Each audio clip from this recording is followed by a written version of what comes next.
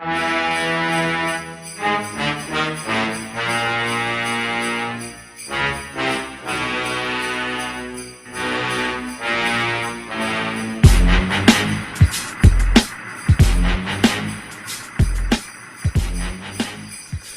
the season for the Kaijusaurus Podcast. La la la la la la la. Welcome back to the Kaijusaurus Podcast, the only podcast in which a lifelong fan of Godzilla and Kaiju films watches all the films in the Godzilla series with a blank slate / newbie.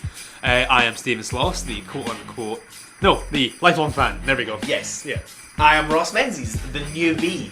And Merry Christmas from the Kaijusaurus Podcast. 'Tis the season and all that, you know. Consider this our Christmas present to you. You have to play this on Christmas Day, or Christmas Eve, or whenever you're celebrating with friends or family, or even yourself. Just, you have to listen to this. Doesn't matter if people haven't watched Godzilla films. Doesn't matter if people did not expect to be listening to an hour-long podcast. You have to tell them to shut up. Make They're it not allowed to talk. a new Christmas tradition. Yeah, a new Christmas tradition. Absolutely. Several times throughout the day. On repeat for 24 hours. Marathon the Kaijusaurus Podcast. Yeah, no, that's it. I mean, there's at least now enough to do a full day. Oh, certainly. So from God, what a frightening thought. I know, right? Midnight to midnight, 24 hours of Kaijusaurus Christmas. Today we are here to discuss with you, listeners, 2002's Godzilla Against Mechagodzilla, directed by Masaki Tezuka, who previously gave us 2000's Godzilla vs. Mechagodzilla.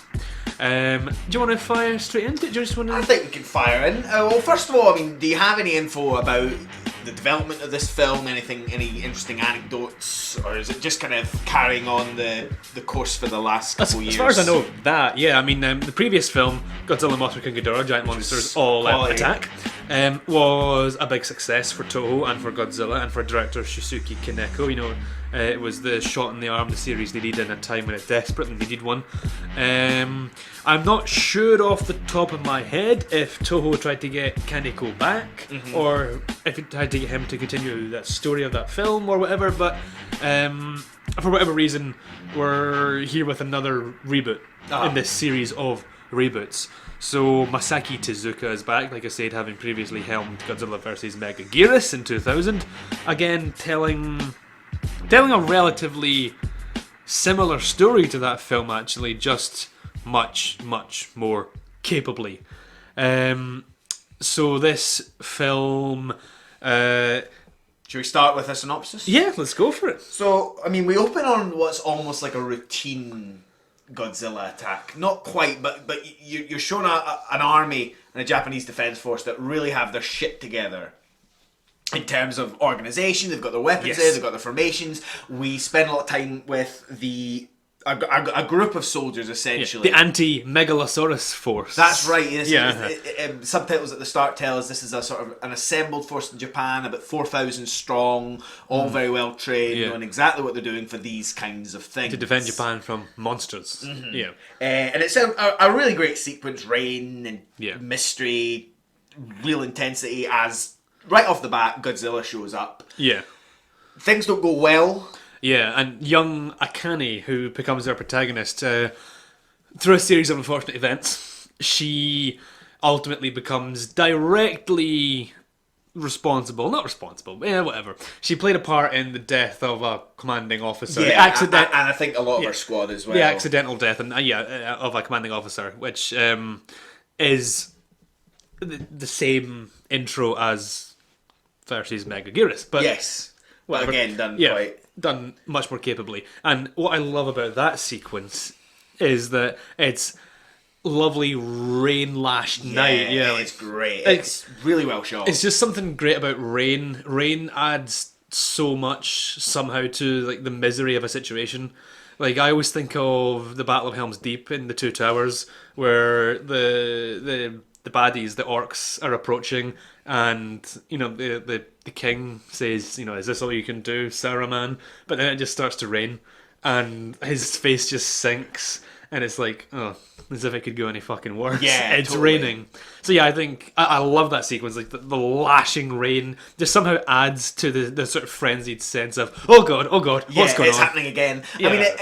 I mean, it certainly reminds you of just general natural disaster of rainstorm, of wind and rain, which is exactly what it lends into the next day, because the sequence carries on right into the morning. That's right. With the relief efforts underway, and I actually appreciate. Normally, you just sort of see an inciting, dangerous incident, but it was nice to actually carry on to the next day. Yes. Right away at the start of a Godzilla film, and be with survivors, be with the sort of cleanup effort, that sort of thing. Yeah.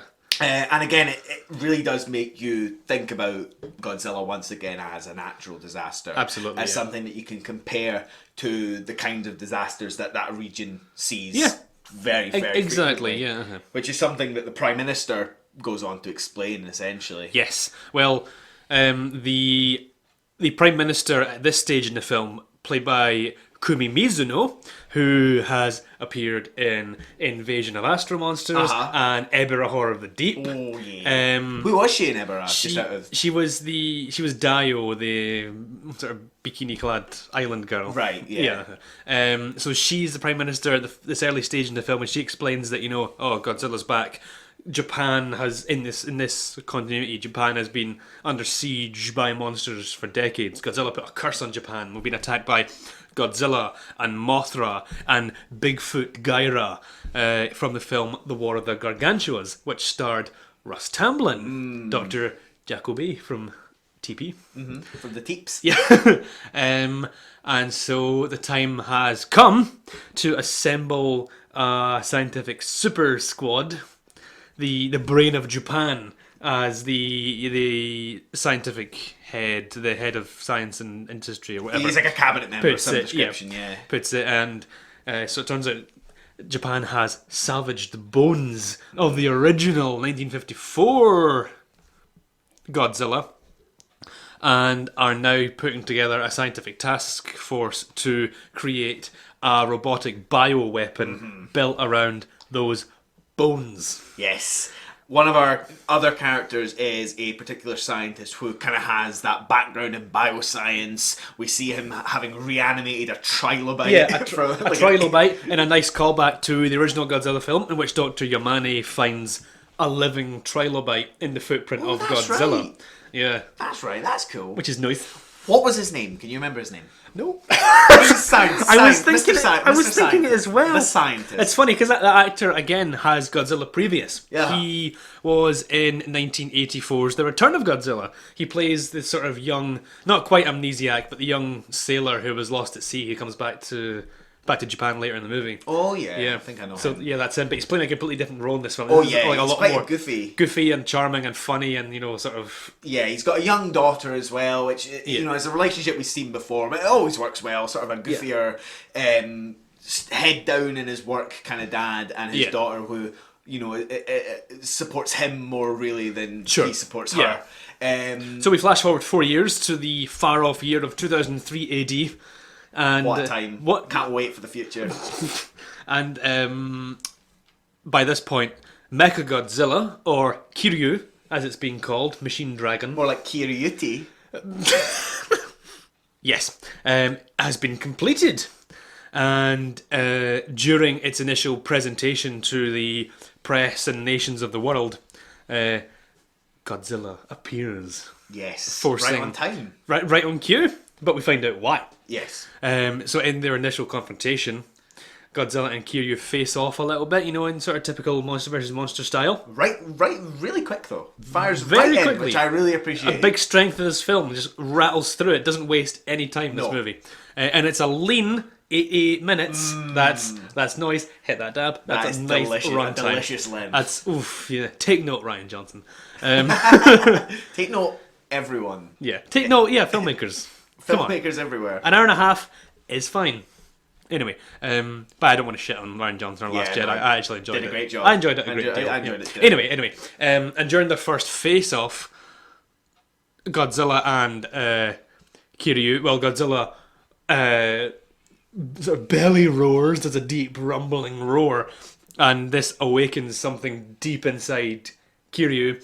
The camera travels far into its eyes, and we see flashbacks to the nuclear bomb and the original Godzilla's attack on Tokyo.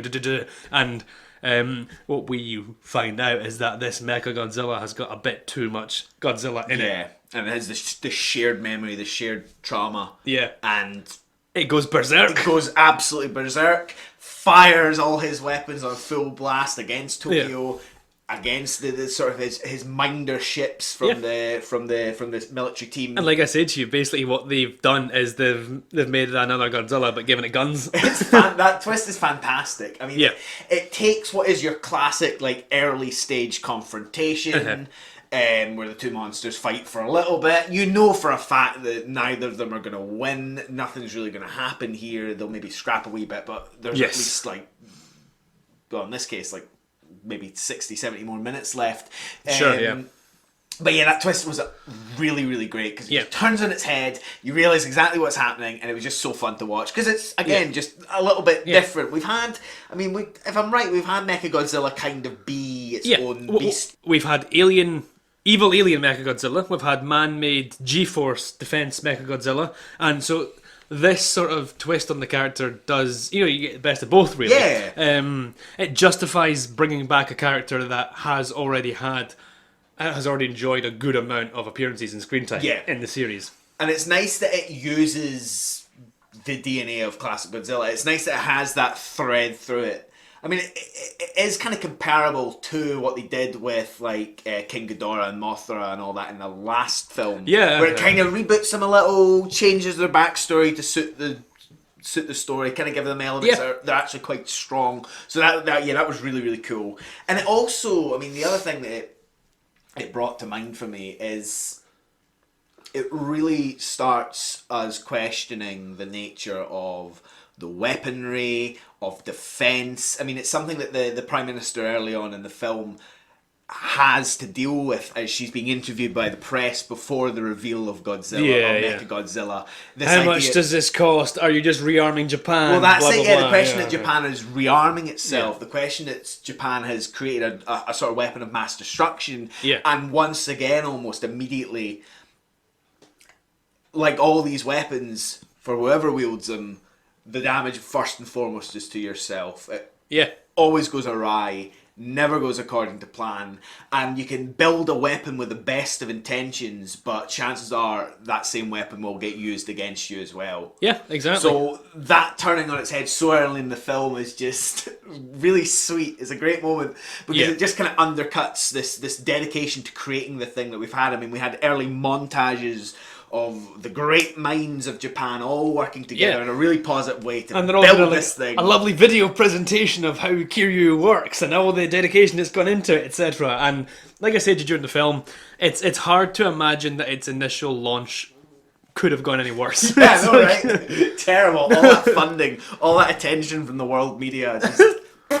And you get that fantastic moment where Mechagodzilla, the new and improved Mechagodzilla for this film, walks out like an absolute badass and just marches right through a building. Right through it. Yeah. It's great. And he leaves it intact, which is I was really worried it was going to collapse. That wouldn't have been as exciting. Yeah. And from then on in the film, the race is on to diagnose Mechagodzilla, really fix Mechagodzilla before Godzilla appears again. And as you know if you've seen the film, and as you can probably guess if you haven't seen it, this all leads to a big confrontation between the two title monsters with increased stakes in the film's finale, which we'll discuss as our conversation progresses.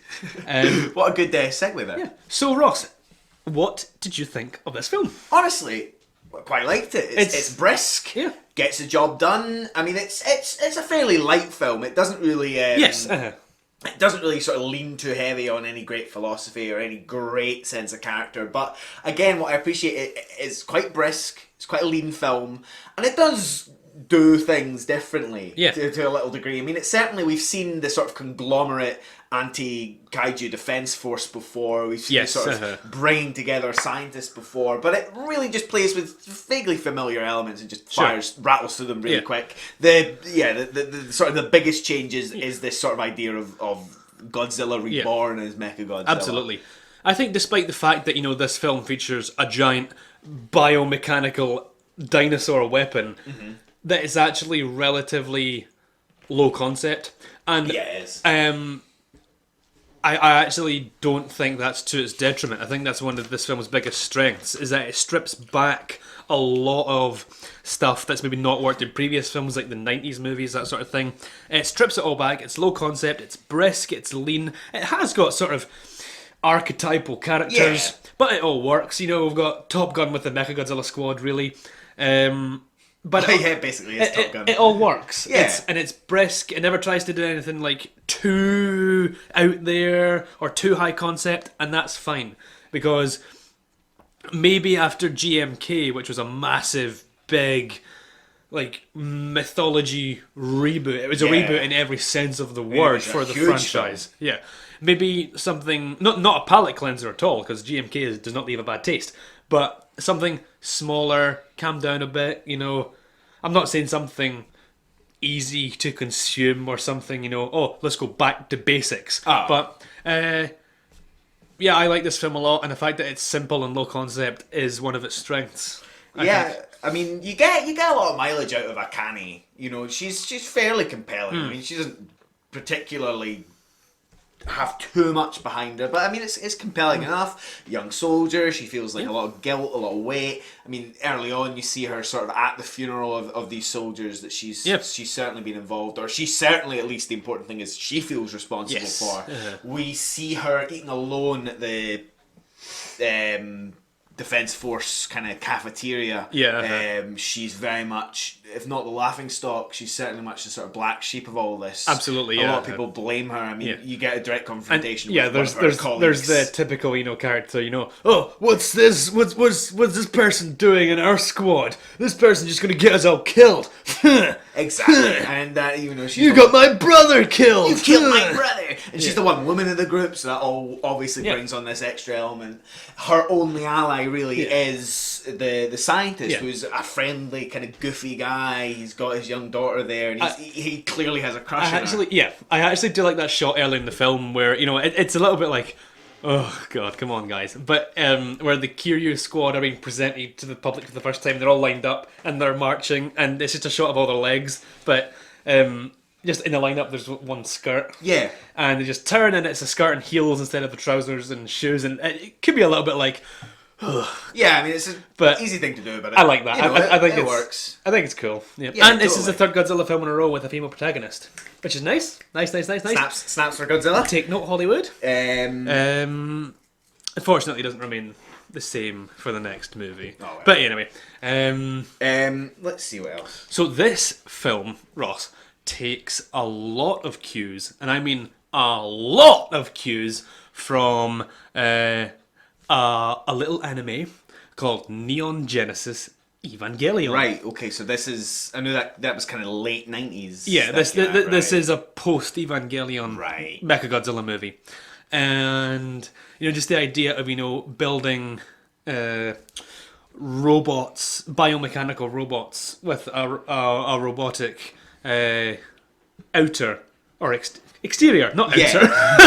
Like a belly button. But with like a sort of living, natural element within. Yes. Like a living robot almost. And the idea of, you know, these... I know you've not seen Evangelion. I know the gist, I kind of know... Spoiling anything too much, but the idea of these things maybe not being totally, you know, controllable. Yeah, and having life of their own. Berserk. Yeah, I actually maybe saw like the first 2 episodes of Evangelion like years ago. I really do mean to settle down in as you know, and as I think listeners know, I first watched Evangelion to get up on Hideaki Anno when it was announced that he was doing Shin Godzilla. And it's the only anime I've actually watched all the way through, and I loved it. Yeah. I mean, some of the movies are a bit like... Gosh! Yeah, so you've done all the movies as well. I've done all the movies. Some like the rebuild movies, which are sort of like retellings of the really, but go off in a different path. Yeah, tangents. They get a fascinating. They concept. get really, really high concept, and some like I'm keen. This is going to sound really strange, but sometimes. Like, at what point in the day I watch a film will sometimes affect my enjoyment. For example, I first watched Twin Peaks Fire Walk with Me on like a sunny afternoon.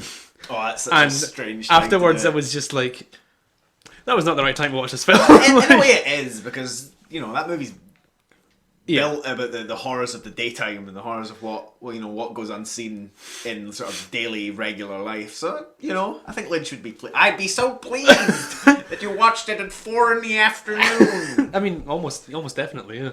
But, yeah, same with the Evangelion movies, and I was a little bit like, maybe should be a bit later in the day, nice dark room. Nah. And so, yeah, those movies got, like, super high concept, and you just sort of left afterwards like, Just, what do I do now? Excellent. I mean, that's a cool thing, obviously. I mean, you kind of make a point of saying that there are at least clear Evangelion influences in these films.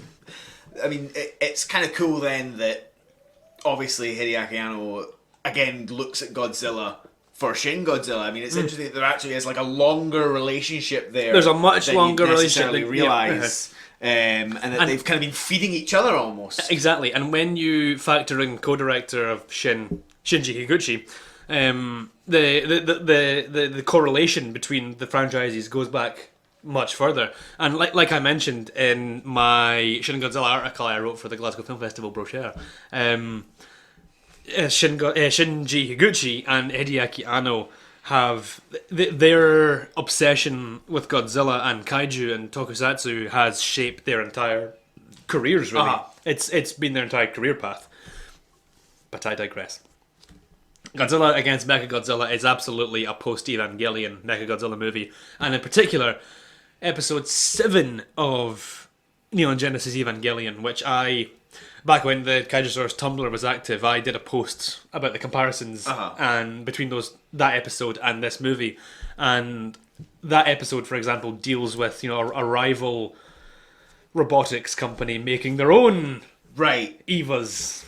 But that one, it's a corporation making it, buy our robot successor or whatever. Like a capital element that kind of corrupts this already dangerous idea. That robot goes berserk, starts tearing through.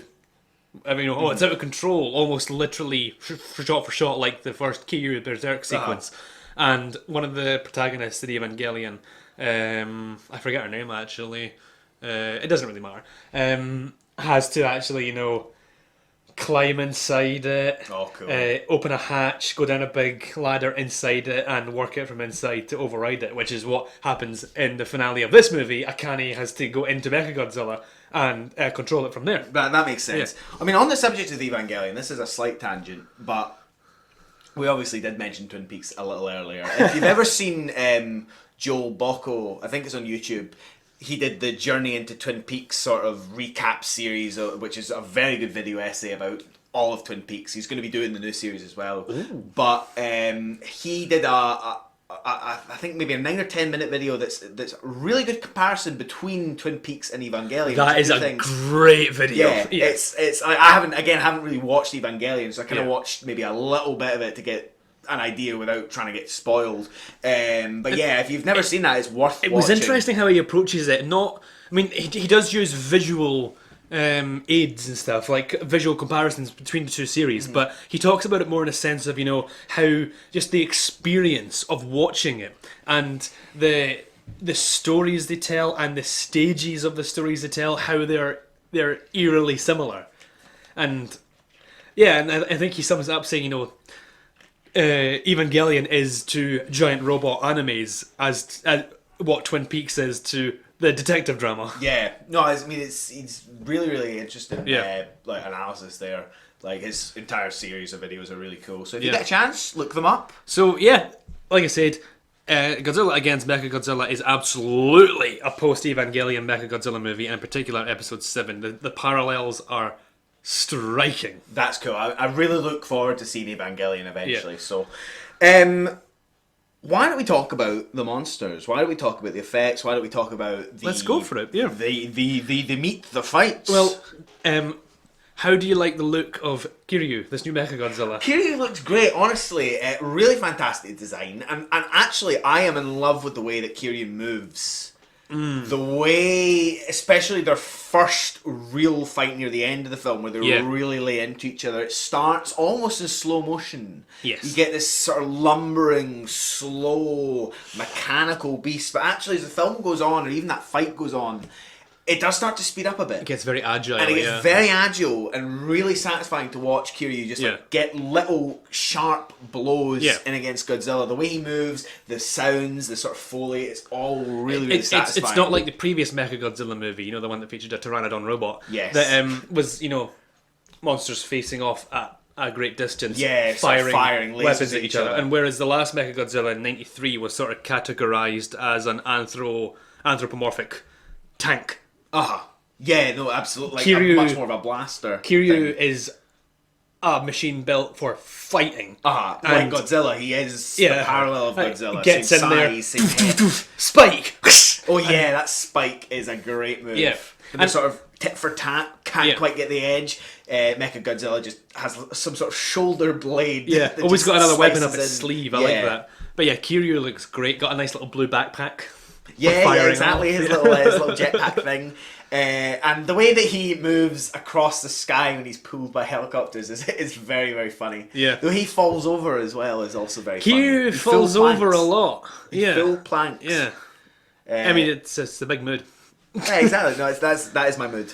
Kiryu falling over is a mood. And again, Kiryu being airlifted into the scene by planes happens in that Evangelion episode as well. Yeah, I'll show you the post I made once we finish recording. I think I saw it. I'll link it, but honestly, the visual parallels are striking. Yeah, I'm sure. It's insane. I'm totally but like sure. you said, Godzilla and Evangelion, you even go so far as back to say Godzilla and anime, whatever. And that's an extremely broad statement, but it's always been intertwined. All the mech stuff, like Gundam and intertwined, and it's always been a correlation between the two. And Godzilla has near about informed all of Japanese pop culture as it is today. Yeah, really. And I don't mean like direct influences in terms of content, etc. And what I mean is, back in the day in the 50s and 60s, Japan's two biggest cultural exports were Kurosawa and Godzilla. And the more widely accessible of the two of those is Godzilla. So Japan, Godzilla I should say, has informed inward and outward perceptions of Japanese pop culture for over 60 years now. And he's always been at the epicenter there. Yeah, no, absolutely. I mean, in looking at this film, I know we've said this a few times, but I mean, it's clear that as Godzilla sort of reborrows these elements of like big fortresses and Mechagodzilla and teams coming together, this is probably the one where the Pacific Rim influence, or the what will later influence absolutely Guillermo del Toro, Pacific Rim is also very clear. I mean, that almost goes without saying. It's not a particularly huge insight to be like, this is like Pacific Rim. In Pacific Rim, you hear that a lot these days. Yeah, I mean, but good, in Pacific Rim, sharp eye. Not a lot of people know that. The Jaegers get airlifted in, I think. I don't know if it's on planes or helicopters or whatever, but they get lifted in, and it's nice. But Pacific Rim draws from a whole fucking pile of stuff. Oh yeah, I mean, it's not just kaiju and anime and much more. It always confused me that Pacific Rim, post-credits Pacific Rim, there's a dedication to Ishiro Honda and to Ray Harryhausen, which is very nice. Ray Harryhausen wasn't long dead at the time that was released, but I always thought, I don't see any Harryhausen influence in this film. Yeah. But, whatever. I guess it should be more a personal one, I guess. I think it was more personal. Del Toro's always cited Harryhausen as an inspiration for his career, but I just thought, when in this film you're massively paying homage to specifically Japanese pop culture, and I don't know, whatever. Maybe I'm just tired of hearing endless praise. Yeah, that Ray Harryhausen, you didn't deserve that. I will face Harryhausen and walk backwards into hell. But yeah, maybe I'm just tired of hearing endless praise be heaped upon Harryhausen when still Honda is kind of shat upon. Well, you know what? Honda just got his first ever English language biography published last month or the month before. Oh, really? So yeah, put that in your Christmas list. I'll do. Everyone, buy Stephen a copy. Countless. Forward by Martin Scorsese. Oh, really? Yeah. I love how Martin Scorsese just pops up everywhere in film, just in the world of film, Well, yeah.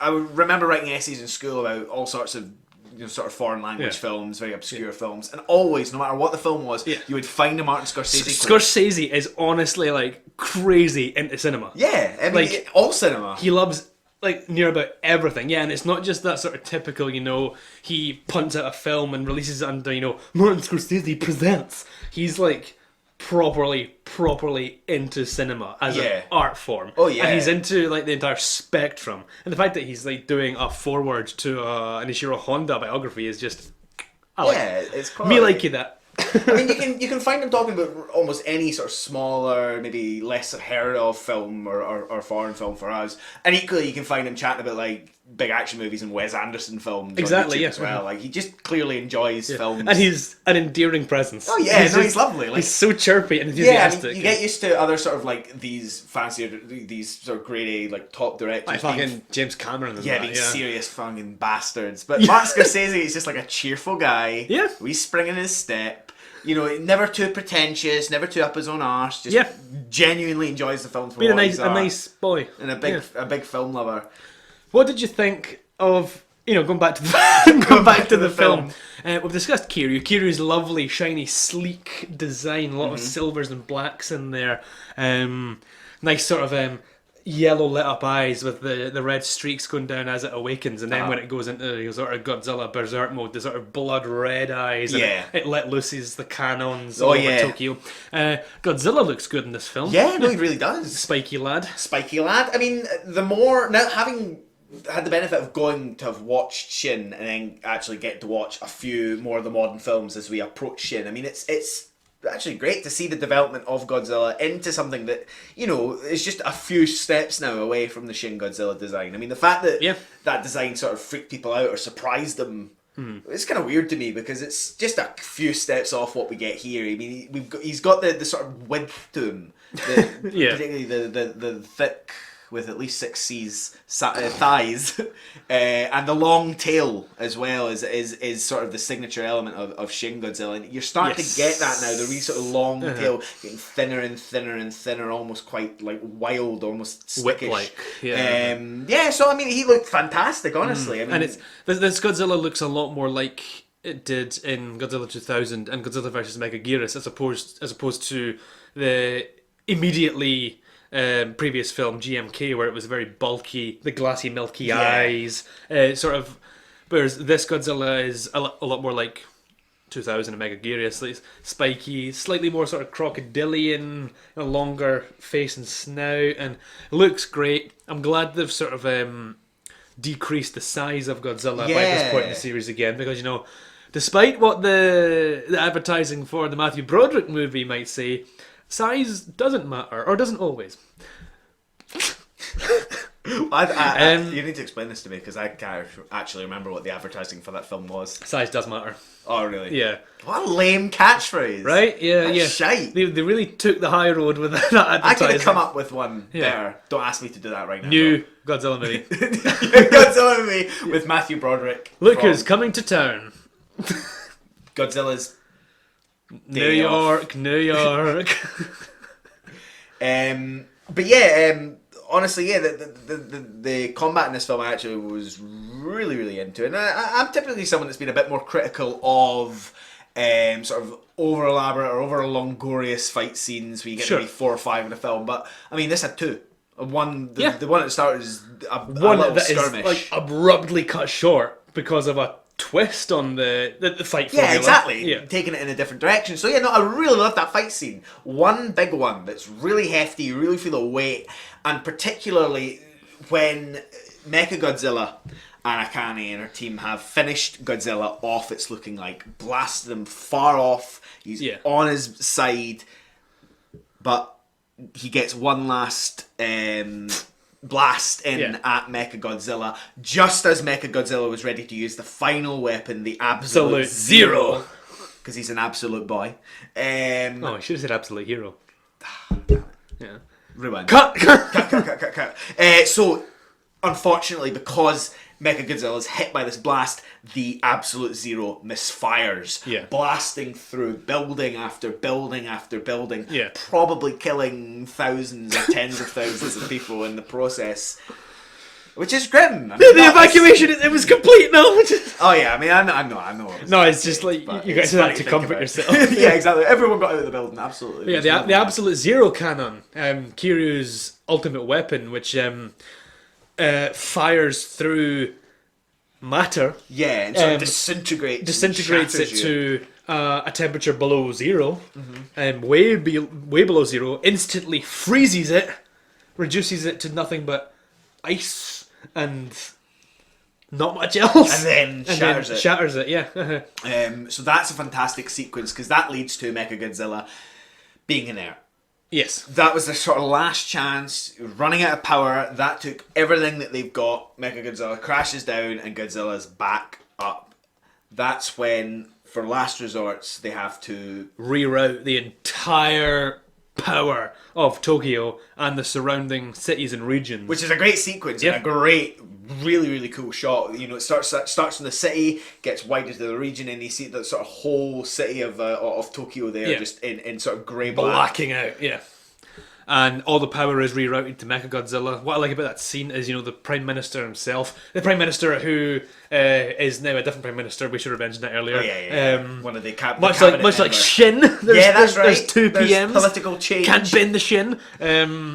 There's a new Prime Minister. It's the chap who got the science team together earlier. He's become Prime Minister now, and he takes personal responsibility. Phones the power companies. Yeah, that's it. I mean, we need power. They show you. They make it clear that he claims early on when he gives the go ahead for this mission once more that he takes absolute full responsibility for what happens and personally knows all major gas and electricity providers of Tokyo.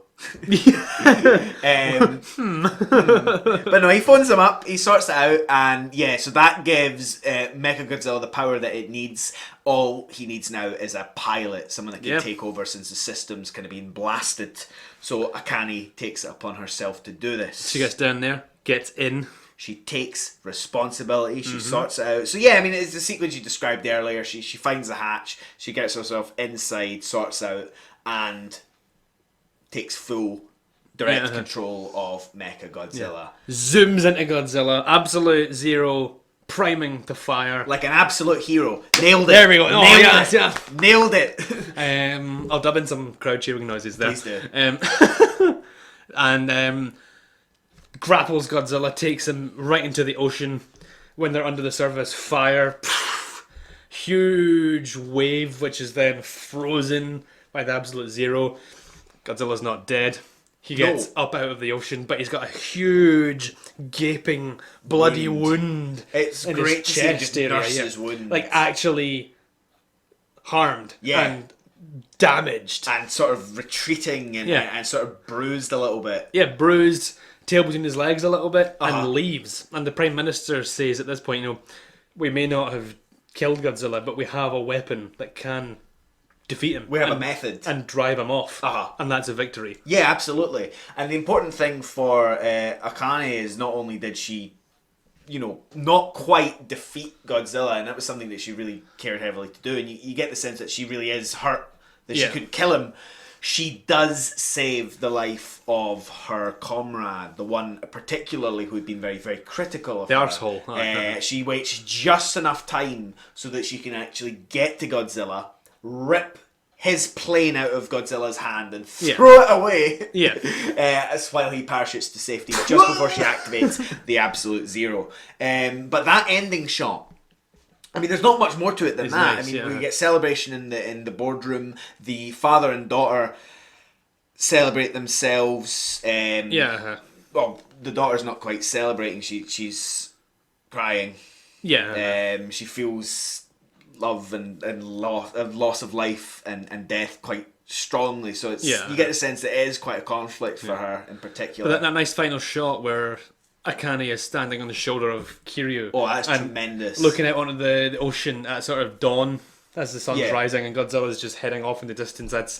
That is great. That is nice. I really love sort of credit sequences and sort of end titles that play over the shot, that play over the scene. As something sort of carries out or carries on. That was nice. And that was really tremendous. So you get, you know, Akane is quite a heroic figure, stoic, serious. Godzilla will return just as quickly as he walked away. He will come back. She is ready. We'll be ready. She has the tools, Yeah. the support, the team, and the love behind her that she needs to deal with it. And that's what she explains essentially in the after credits Good for sequence. Good for her. Yeah, the after credits sequence. One hen. Good for you. Just a little quiet scene between Akane and the scientist and his daughter, where they sort of resolve a little thread they've had in the movie, where there's a vague hint at, well, it's not really a vague hint at romance, it's just him endlessly pursuing her. So they flirt a little bit, they sort as of much as she would. Akane agrees to take him and his daughter out for dinner, which is a nice little scene. Yeah. And right, I made a joke to Steven that made him laugh so much. So, beautiful scene, she kind of agrees to go on, out with the scientist and his daughter. So not only is she sort of agreeing to, see him on a date, she really is sort of being a part of the family. The girl makes... opening herself up to the possibilities. Yeah, that's it. And the girl, the young girl actually says to the plant that, sort of is partly her mother, that she carries as a reminder to her that, what, I actually quite like her. So she's embraced by the family unit. But as she walks away, instead of turning back to him to smile at him once again, she turns and sees the only man she'll ever truly love. Kiryu. And they have a beautiful moment of eye contact. And it's together. a great shot as she's just looking up at him and he's just like stoic and the stoic, machine. and she just salutes him when you say the only man she'll ever love.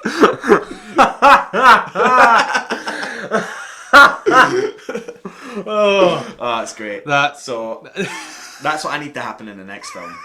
That's really what I need. Oh God! I think that's us. That was lovely. It's quite a sharp wee film, quite a lean wee film. A lean wee episode for you. Lean wee episode. One other thing I was going to say, just one random little thing I like about the movie. The first half of the movie, a lot of it takes place in lovely daylight. A lot of the Godzilla and Kiryu action is in broad daylight. Yeah. Like Godzilla approaches on the day of the Kiryu launch. And it's in daylight, and it's lovely blue skies, and like a lot of like in contrast to earlier, like I said, I like the lashing torrential rain. I really like that as well. But this is a nice visual contrast, and it's a nice visual contrast to a lot of the stuff we got in previous movies, like just bright, lovely daytime, and it really, first of all, it's really beneficial to how we look at the monsters and the miniatures. It really does them a lot of justice. We get a lot of nice looks at how detailed they are and just how good they look on camera and shot well. And yeah, I just think it's weird. It gives a sense of like false safety. Like, daytime, it's fine. Yeah. Nothing's going to happen in daytime. Absolutely. Yeah. Then boom, here he comes. And another thing I was going to say is that Masaki Tezuka previously directed Godzilla vs. Mechagodzilla. And I think the difference between his directing in that and his directing in this, funnily enough, is like day and night. Because in this he demonstrates a much stronger, much more capable and confident directorial hand. And there's just so much... This film is sort of a refilming. I don't want to say rehashing, because that's a much too harsh a term, but it's a refilming of a lot of the core concepts of Megaguirus, like the ultimate Godzilla weapon, and that it was a black hole gun, and this it's Mechagodzilla, or the Absolute Zero canon. Whereas this is sort of Megaguirus with a lot of the bullshit strapped away, stripped Again, down, lean. lean, and a lot of stronger performances I feel from the core cast. He gets a lot more out of his actors in this one. There's a little bit more of a fun ensemble in this movie, and yeah. I mean, actually, while we're on the subject, what you said about night and day, I mean, the one big sequence that does take place at the nighttime, when Godzilla arrives on the bay and he's met with the Defense Force weaponry, and they pelt him, blast him with missiles, rockets, and the maser cannons, and it's just this barrage of light, flashes of light, bright white, very much like a light show. That was a really compelling, interesting sequence in the dark. Does something a little different. The great scene where Godzilla, they're the classic problem. They're evacuating a hospital, but there's still someone inside. The nurse goes inside, brings out the person in a wheelchair, I think. They're not going to make it because Godzilla's right at their fucking doorstep. He's getting ready to charge his atomic breath. He's ready to fire. They're not going to make it. These people are going to die. Then suddenly, Kiryu lands and just bashes into Godzilla and sends him fucking blocks and streets and districts away, and that's just a great scene. Yeah, no, honestly, it's a great intro. Yeah. I like this movie quite a lot. This film's got a lot of fun stuff going for it. It's just a nice movie. Yeah, it's good. It's brisk. In and out, it's lean. Don't fuck about. Great philosophy.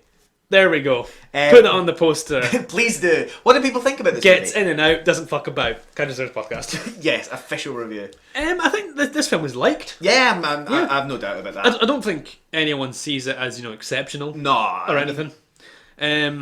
But the director Masaki Tezuka has endeared himself a lot to the fandom. He's been at G-Fest a few times. Oh, cool. And for example, when G-Fest organises something called G-Tour, which is a small group of fans go over to Japan and do like a sort of kaiju themed tour of Japan. He usually gets involved in that sort of thing, etc. That's nice. That's cool. For example, a friend of mine from G-Fest, Michael, went on G-Tour not last year, 2015 I think, and met Tezuka, and he gifted all of the people in the party a Kaiju Squadron patch. Oh, cool! Which is cool. Yeah, that's awesome. Yeah, I would love that. Get a wee cap. You have to put it on a cap. You can't put it on a jacket. So I think maybe, even though maybe his films aren't the strongest, he is liked. Yeah, and I think this is definitely thought of as probably the strongest of his films. Yeah, and I think it is. Yeah, I think so. He directs the next one as well. Okay, well, I'll be the judge of that then. Yeah, and up next, Masaki Tezuka returns with a direct sequel to this film. Okay. Yeah. Oh, cool. Direct sequel. Godzilla's back. Kiryu's back. Mm-hmm. Mothra's back. Ooh. In Godzilla, Mothra, Mechagodzilla, Tokyo SOS. Oh, dear. So when you're near me, darling, can't you hear me? SOS. Look forward to it. Yeah, so that's what's up next. So, 2017, Ross. What a year. It's been. I mean, yeah. It's a very uneventful year where nothing happened in the world, in culture, in politics. Nothing happened. I just wish something would have happened. I think this year, in terms of cinema, and big movies. I think this year's been pretty strong. Yeah, in terms of big moves. What do we have at the first half of the year? Well, right off the bat, we had. Did you see Get Out? I still haven't seen Get Out, but I know it's going to show a few theatres in kind of early January, so I'm going to get out to go see it. Oh, Ross, that was fucking good. Yeah. But again, a film we can't really talk about at all without it being spoiled. Yeah, that's fair enough. So that's that. We had on the Kaiju front, we had Kong Skull Island, which was great. The second entry in Legendary Pictures Monsterverse. Very good film. Those are only two films. For me, the big thing this year, I mean, I've been waiting for about 2-3 years, and I know you were as well, was Twin Peaks, The Return, which really just took up the majority of my movie watching. No, it's not technically a movie. My media viewing experience. Your cultural osmosis. Yeah, it's my cultural osmosis, and it's still something. I mean, it's that fucking series is going to be with me for the rest of my life. That was just a ride. I still don't know what I thought. Yeah, man, me neither. Really, I still have so many things that I need to just wrestle with and decide for myself. And I adored parts of it. Yeah, things that I liked, things that as I go on, things that deeply ruptured me, which I expect no less from Mr. David Lynch. So I just really had a great time with that series, and I think I just have such a not necessarily a strong feeling for it all. Well, the parts I like and parts I didn't. The experience of watching it is a feeling that I'm going to have for a very long time. It's one of those series that really just did so much for me. It was just bizarre and so interesting. And as I said on Twitter, for anyone that's seen it, the sharp-dressed man sequence of I think it was episode 15. It was probably, now that I think about it, maybe just my favourite part, because it just comes. That is the big douche sequence, because it's just so bizarre, it's so unwieldy. The level of building to it over 15 episodes, beyond anything else, the level of building to that moment is just impeccable. It's ridiculous, it's silly, it is just pure Twin Peaks in a way that, if you'd asked me before the series came out, that's probably not what I said. That's like some Series 2 stuff. Yeah, well, that's true, it totally is. Like low point dipping Series 2. Yeah, absolutely. But still here, absolutely here Twin just Peaks. roars out like a bizarre lion. But yeah, we really enjoyed Twin Peaks, as far as I would say, or enjoyed the experience of it while absolutely it's something we tackle. I've discussed it with loads of folk, and I've said what is being very much said by a lot of media outlets and other people, etc. For better and for worse, there has never been a TV show anything like Twin Peaks: The Return. Oh no, and The Return. I fucking hate calling it that. I know, but anyway, Twin Peaks season 3. Twin That's Peaks, what the box Unlimited says. Event series. There's been nothing like it ever before, and there probably won't be. Yeah. There'll be imitators. There'll be. I do genuinely believe, despite not really knowing what my feelings are about it yet, that this is landmark television. Oh yeah, and this is gonna maybe help shape the landscape in the years to come, especially in the age of TV around now. Yeah, especially in the age of like Netflix and show, and very like director-led programs, things like that. I've never seen a more director-led TV show in my life. Oh no, including the original Twin Peaks. Yeah, oh absolutely. I mean, full carte blanche over not just how the show was made, but also how it was marketed. I mean, it sort of forbade any sort of new footage apart from little teasy wee drops being used up to even the release and beyond with individual episodes. So it's interesting to see like that was a success for him. Maybe not even financially. As far as I know, it wasn't like a huge success for Showtime. Yeah. But they were really, as far as I know, were looking to position themselves as the place to go for sort of director-led auteur TV. Apparently the goal was not to make profit for that one, but it's to really cement themselves as a competitor to Netflix, HBO. Like, if you really want to get your thing made and not be fucked with, come to us. Well, it looks like they succeeded. Yeah. Really. What else came out this year? Let's get on the zeitgeist. We both saw Star Wars: The Last Jedi. Those near and far wars. Yeah. The other one, Star Wars: The Last Jedi. So, Stephen, what have you done with the check that Disney gave you for liking the film?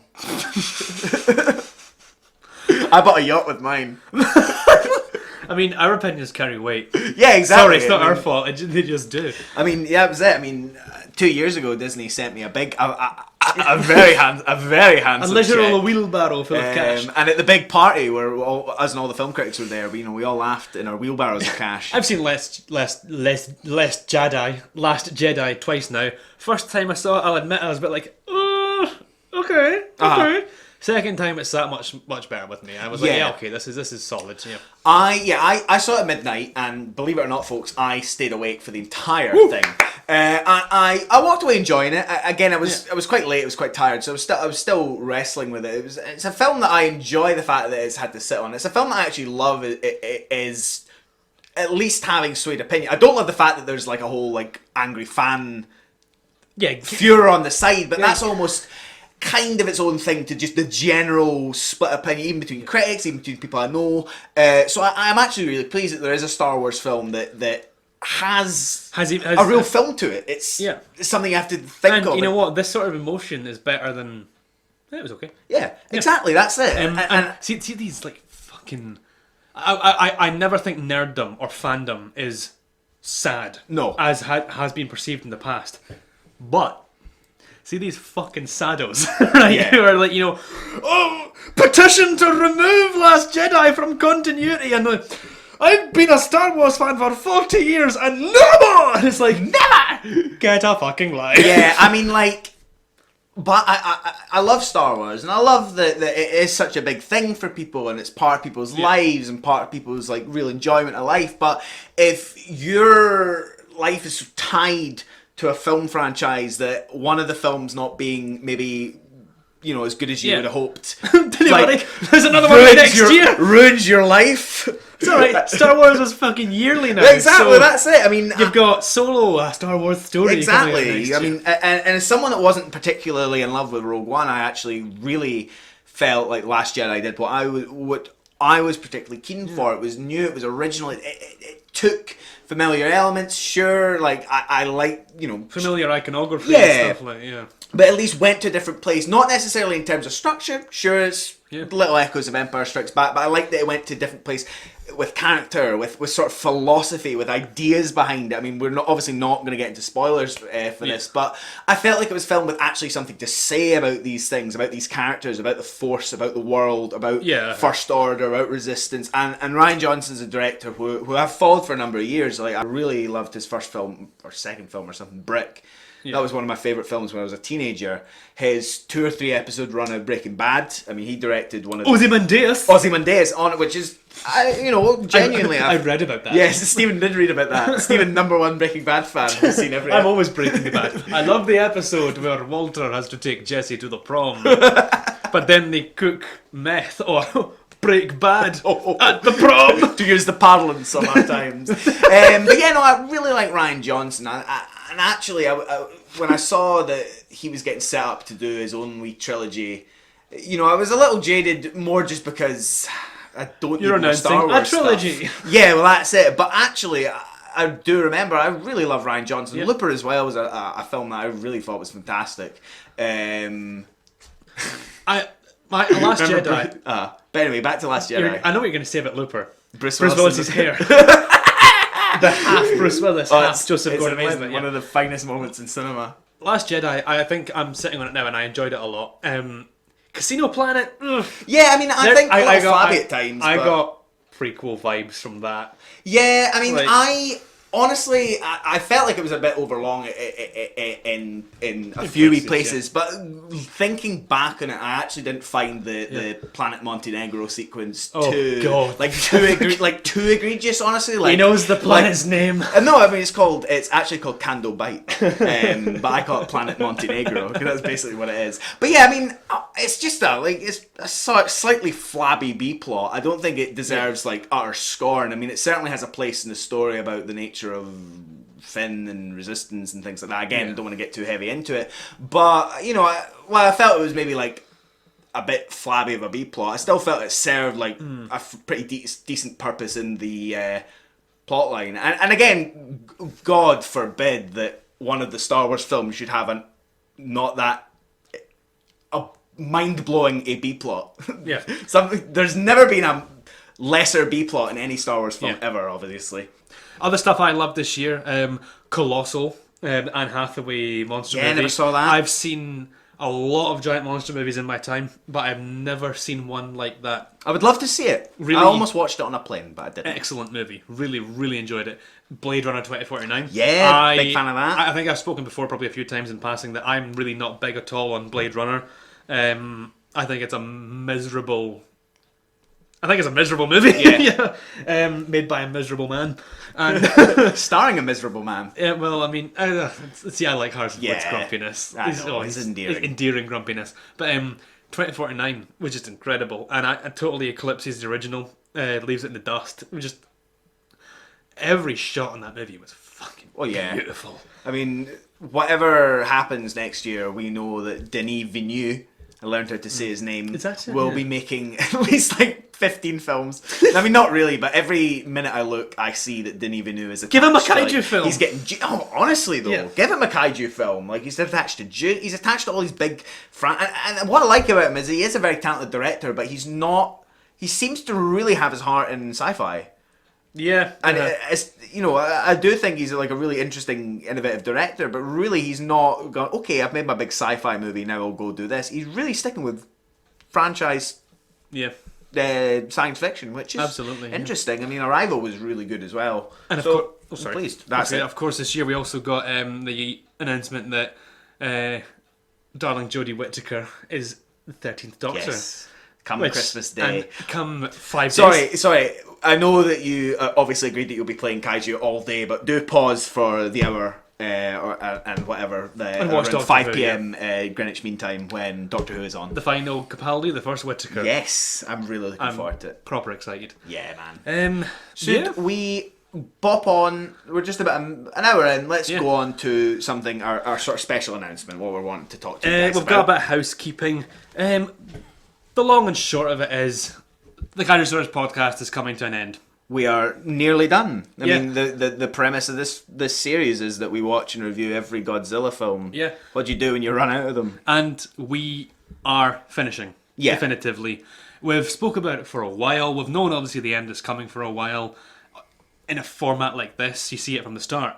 And we've spoke about ways before to, continue it and prolong it, etc. But we've spoke for a while, and we both agree that it's best that we just finish quite sharply. Once we reach, what did we decide? Once we kind of reach back onto Shin Godzilla. We're going to reach and discuss Shin Godzilla, and we'll bow out with that. Yeah. Because, sorry, when you go? Oh, well, that's it. I mean, it's again, it's a finished series. It's something we've planned for the longest time. I know, obviously, the animated films are coming out. We have no immediate plans to cover those. Yeah. But again, I haven't seen them. Yeah. Once I get a chance to. Sure. Who knows when? Like, we're not against coming back to record. We both feel we have done this show as well as we ever will. And we've both enjoyed it. I know I've enjoyed it. Oh, certainly. I've loved every second. Yeah, it's been a lot of fun. We both think it's time. Yeah, absolutely. Basically. So it's certainly not the end as far as our working relationship goes. I mean, it would be fun to jump onto something else in the future, but again, just keep your eye out. Who knows? We're already discussing ideas, like, you said you'd never seen Evangelion. The Evangelion-saurus! Fraser-saurus. You said you have a lot to talk about vis-a-vis Twin Peaks. Cheers-saurus. Yeah, that's true. I mean, certainly. I mean, Steven and I, we love doing this with each other, and we love having you guys listening to us, and we can't thank you enough for tuning in every single month for at least, 2.5 years, maybe even 3 years. Yeah, it's 2.5 years now, But I mean, part of our feeling is that it must get tiring for you guys all hearing us say very similar things about Godzilla movies. Yeah, and we've done this as well as we're ever going to. Yeah, and we're thinking about other projects. Yeah, we'd love to take you on journeys with us to other films, other topics, maybe more general interest stuff. We don't have any immediate plans yet, but you'll find out whether it be another podcast or. Who knows? Or whatever. Yeah, exactly. But as I say, we'll let you know on Facebook, Tumblr. We'll get the word out. You'll not know when we do the next exciting thing. But for now, the news is we are finishing. The Kaijusaurus Podcast is ending. But don't despair. It will We've got several episodes left. It will end in the probably first quarter. Yeah, first half of 2018. I know that 2018 is a scary year. Who knows what's going to happen? But we're going to go in it together, and then we'll leave you. We've still got Godzilla Tokyo SOS. We've still got Godzilla Final Wars. Mm-hmm. We've still got Gareth Edwards' Godzilla, and as a finale to the show, we've still got Shin Godzilla. Certainly. So we've got 4 episodes to go, but that is where we will be ending. This is not a goodbye at this exact moment. When the time comes, we will be dedicating ourselves a wee bit to probably saying a nice proper goodbye, to really recapping our experiences. Yeah, probably the final episode will be Shin discussion, then fond retrospective. Farewells. And we'd love to retrospect. And as someone with a really bad memory, I would love to hear what your favourite moments are. I'd love to hear what your favourite podcast episodes are. Yeah. What maybe insights you found from us, and vice versa, things that you'd maybe vehemently have disagreed with us on. And if you have anything to share... Did Steven make you angry? Probably. Did we make you laugh? I make myself angry. But if you have anything to share in the run-up to the last episode, please do. You know where to contact us, all the usual spaces, Facebook, email, etc., which we'll share at the end of the episode. But the hashtag Kaijusaurus Podcast. As you know, Ross and I... As you know from listening, Ross and I have got lots of other things that we enjoy talking about, and it just tumbles out of our brains sometimes. Not often, the most eruditely, flowery. But so we're finishing. That's it. But for now, look forward to our next episode, Godzilla Tokyo SOS. Absolutely, we'll be back, same time, which could be any time, same place, which is either my house or Steven's house. Give us a like on Facebook, not much point for much longer, but feel free to still. And give us a subscribe on iTunes, not much point for much longer, but please do. We've got our episodes hosted for about a year from now. We would like to do something to sort of preserve and archive the episodes. If you've got suggestions or leads for us to do that, to have a good solid place to really enshrine our podcast in the annals of kaiju and podcast history, we would love to hear any advice from you regarding that. As you know, all the different ways to contact us, please do. Yes. We love you guys. See you next time for Tokyo SOS.